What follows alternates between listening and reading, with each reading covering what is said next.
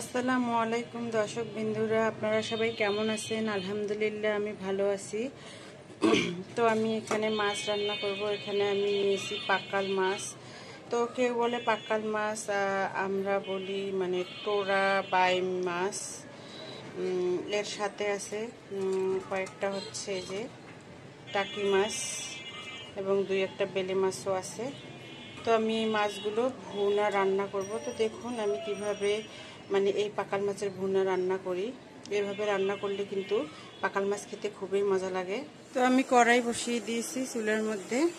কড়াই গরম হয়ে গিয়েছে, এখন আমি দিয়ে দেব তেল। তেল গরম হয়েছে, আমি এখন পেঁয়াজ কুচি দিয়ে দেব। পেঁয়াজটা আমি হালকা ব্রাউন কালার করে ভেজে নেব।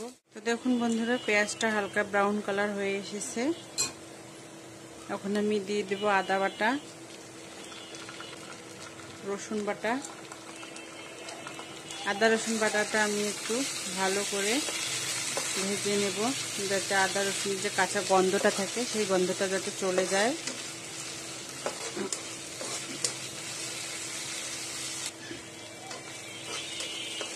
দেখুন আমি পেঁয়াজের সাথে আদা রসুন বাটাটা ভালো করে একটু কষে নিয়েছি। এখন আমি শুকনো মশলা অ্যাড করব।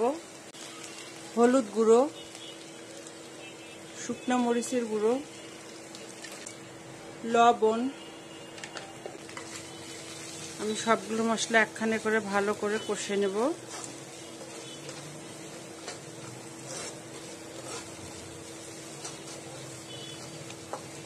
এখন মশলাটা আমি ভালো করে কষে নেব।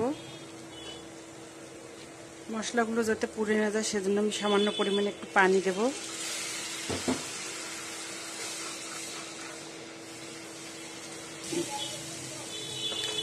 তো দেখুন মশলাগুলো ভালোভাবে কষানো হয়ে গেছে, তেল ছেড়ে দিয়েছে। এখন আমি মাছ দিয়ে দেব।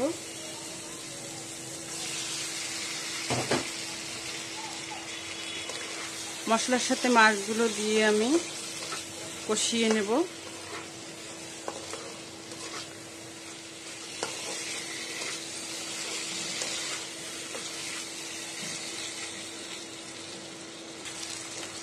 এখন দেব গরম মশলার গুঁড়ো।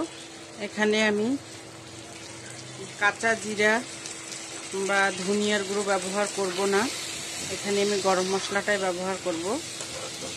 তা গরম মশলাটা আমি এখন দিলাম যাতে গরম মশলাগুলো মাছের ভিতরে ঢুকিয়ে যায়, সেজন্য।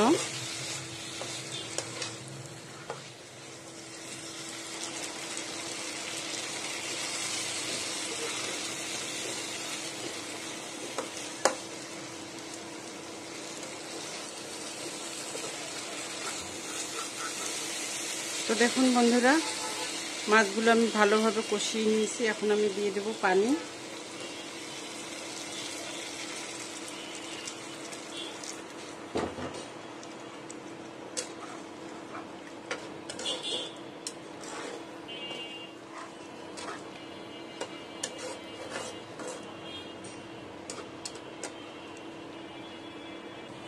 আমি ঢাকনা দিয়ে রেখে দিলাম।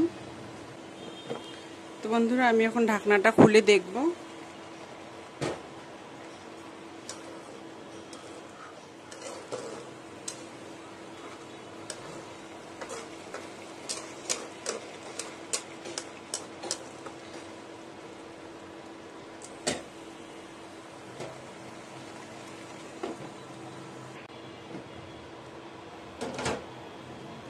তো দেখুন বন্ধুরা,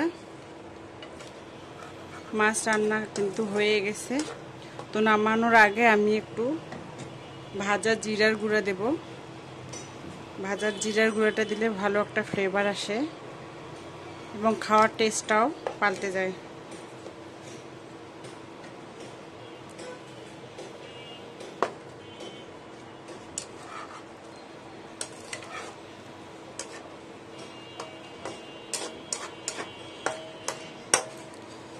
তো আমি এখন নামিয়ে নেব। তো এই দেখুন বন্ধুরা, পাকাল মাছ রান্না করা হয়ে গেছে।